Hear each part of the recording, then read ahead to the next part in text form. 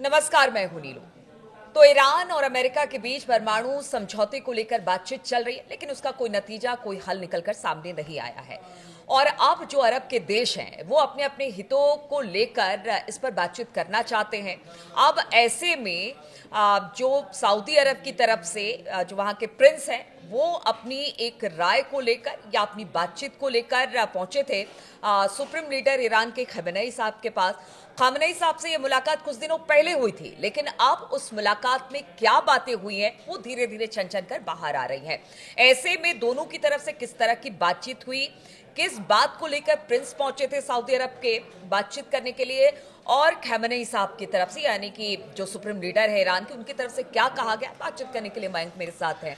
मयंक, दो नेताओं की बातचीत होती है, ईरान और सऊदी अरब। ऐसे में दोनों नेता कुछ दिन पहले बैठते हैं, बातचीत होती है, लेकिन अब वो धीरे धीरे कर बातचीत बाहर आ रही है। ऐसे में कहा यह जा रहा है कि इस बातचीत को लेकर जो परमाणु समझौता है उसी के इर्द गिर्द ये बातचीत हुई है।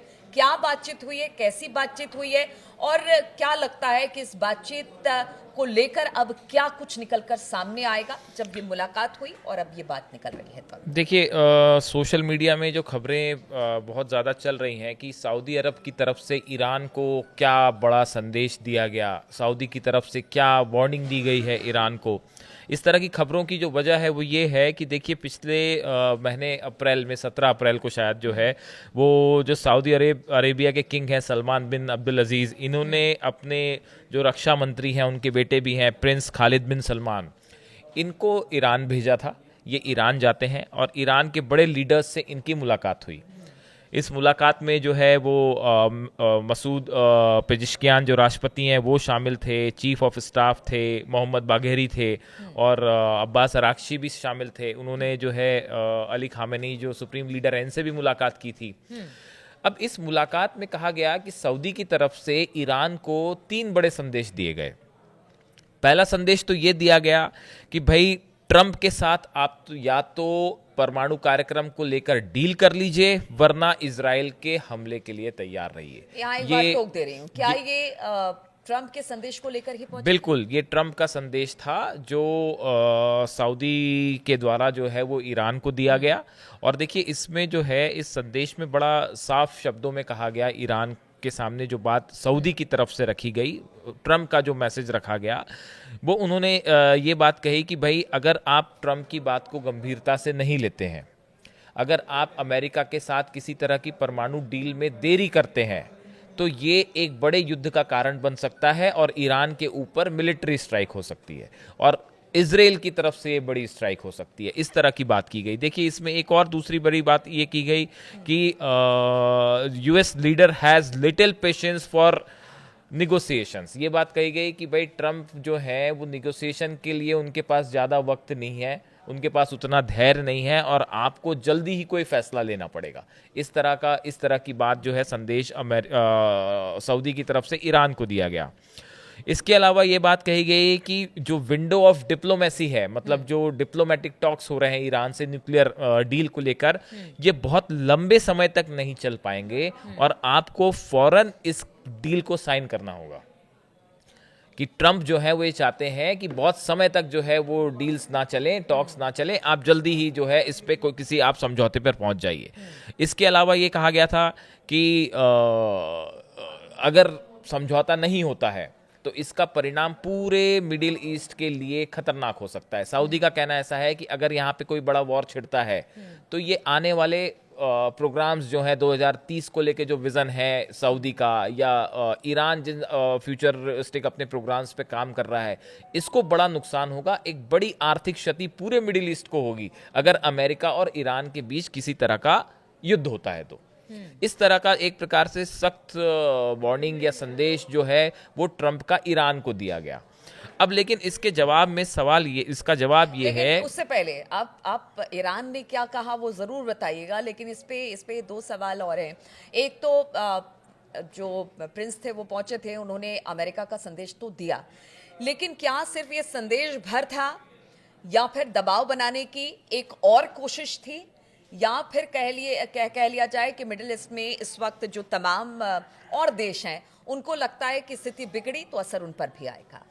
तीनों चीजें हैं। आपने जो तीनों बात कही वो तीनों चीजें हैं। ये ट्रंप की तरफ से दबाव बनाने की भी कोशिश थी, ये ईरान को मनाने की भी कोशिश थी, और क्या इससे युद्ध से सऊदी को भी नुकसान होगा, इसमें तो किसी को शक है ही नहीं। अगर अमेरिका और ईरान के बीच युद्ध हो जाए तो उसमें सऊदी का भी नुकसान है। सऊदी के जितने इकोनॉमिक प्रोजेक्ट्स हैं बड़े, वो सब के सब रुक जाएंगे, ऑयल प्राइसेस आसमान छूने लगेंगे, इसमें तो किसी को शक होना ही नहीं चाहिए। तो सऊदी को अपनी भी चिंता है, इसमें कोई शक नहीं है। लेकिन देखिए, बड़ी बात यह है कि जब ये प्रस्ताव रखा गया सामने, ये खबरें सब सोर्सेस से हैं। देखिए, ईरान ने ऑफिशियली डिनाई किया है कि इस तरह की चीजें जो हैं वो ऑफिशियली ईरान ने इस पे मना किया है। हाँ। लेकिन जो बात निकल के सामने आई वो ये कहा जा रहा है कि इस बैठक में जो है संदेश ईरान के जो राष्ट्रपति हैं पेजेश्कियान, इनकी तरफ से ये कहा गया कि भाई इस पूरे मैटर को लेके ट्रंप एडमिनिस्ट्रेशन का एक बड़ा अनप्रिडिक्टेबल अप्रोच है। पहले उन्होंने शुरू में कहा कि भाई ईरान जो है वो अपना लिमिटेड एनरिचमेंट का अधिकार अपने पास रख सकता है। उसके बाद उन्होंने कंप्लीट यू टर्न ले लिया अमेरिका ने, और उसके बाद यह कहा कि भाई आपको पूरा डिसमेंटल करना पड़ेगा यूरेनियम एनरिचमेंट का प्रोग्राम। तो ईरान की तरफ से ये साफ शब्दों में ये बात कही गई है कि सिर्फ ट्रंप चाहते हैं कि ईरान अपना न्यूक्लियर एनरिचमेंट का प्रोग्राम रोक दे, इसलिए हम प्रोग्राम नहीं रोकेंगे। अच्छा, एक तरफ से साफ संदेश बिल्कुल दे साफ दिया है, हाँ, कि भाई कि अब कोई लाग लपेट नहीं इसमें, हम जब पहले जहां पर थे उसी स्टैंड के साथ हम अब भी हैं। Iran was not willing to sacrifice its enrichment program just because Trump wanted an agreement. सिर्फ ट्रंप चाहते हैं कि भाई ईरान अपना एनरिचमेंट का अधिकार छोड़ दे, तो सिर्फ उनकी वजह से हम अपना अधिकार नहीं छोड़ेंगे, ऐसा ईरान का कहना है। तो ईरान ने, देखिए, ये टॉक हुई है 17 अप्रैल को, ये जो विजिट हुई थी ये 17 अप्रैल को हुई थी। हम मई के एंड में आके खड़े हैं। इस बीच में भी ईरान ने अपना स्टैंड नहीं बदला।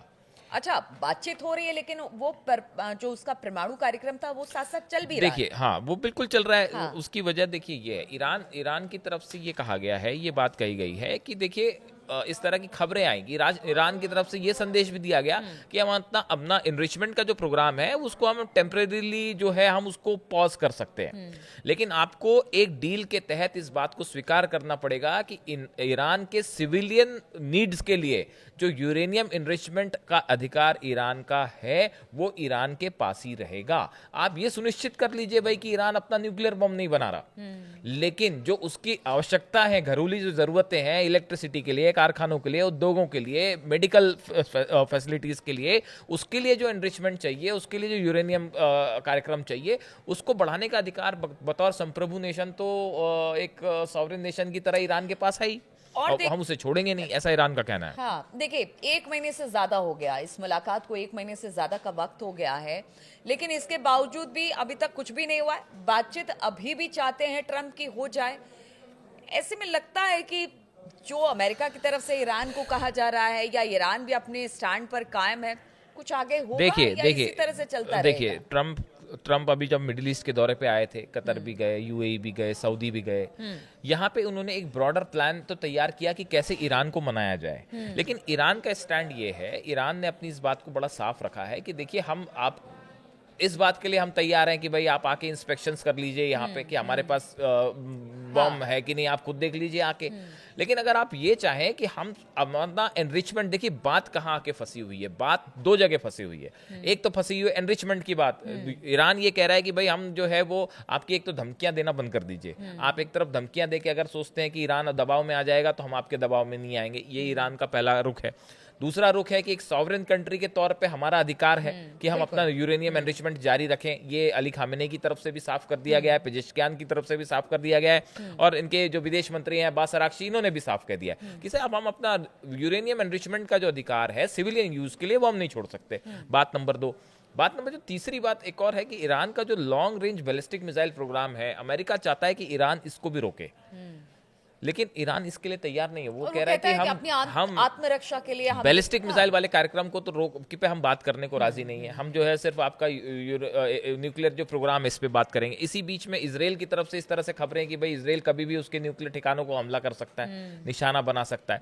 देखिए, सऊदी की अगर हम बात करें, सऊदी की भूमिका भी हमने देखा कि सीरिया और अमेरिका के बीच में जो डील हुई, और सीरिया के जो सुन्नी लीडर हैं अहमद अल शारा, जिनकी मुलाकात सऊदी ने करवाई, तो सऊदी एक प्रकार से अमेरिका का एक बड़ा पार्टनर है इस रीजन में, जो अमेरिका के हितों को आगे बढ़ाने का काम कर रहा है, या फिर इस दिशा में एक बड़ी प्लानिंग के साथ एक चल रहा मध्यस्थता के है, तौर मध्यस्थता के हाँ। तौर पे आगे चल रहा है। तो वो ईरान को की तरफ से उनको ये संदेश दिया गया, लेकिन इस मुलाकात को थोड़ा टाइम हो चुका है। फिलहाल ये बात साफ है कि ईरान ना तो सऊदी के दबाव में है, ना अमेरिका के दबाव में है, और फिलहाल जो प्रोग्राम है उसका वो उस पे स्टैंड फॉर्म है। ठीक है, तो भले सऊदी की तरफ से आप अमेरिका का यानी ट्रंप का एक प्रपोजल आया, लेकिन अभी भी जो ईरान है अपनी स्टैंड पर कायम है, और उसका कहना है कि कुछ बिंदुओं पर जहां पर वो कह रहा है कि इस पर बातचीत होनी चाहिए और उसके लिए वो तैयार भी है। अगर ऐसा नहीं होता है तो वो किसी तरह से समझौते को लेकर आगे नहीं बढ़ेगा।